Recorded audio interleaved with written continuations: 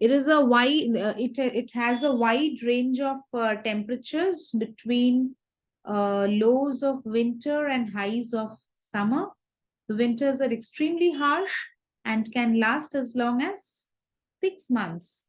Typically, the soil freezes during winter. This makes it difficult for animals to stay year-round. Winter is long and very cold, and summer is short and cool. Precipitation occurs primarily in the form of snow here. The soil is also thin, nutrient poor, and acidic. The flora here consists mostly of cold-tolerant evergreen conifers, such as pine, fir, and spruce.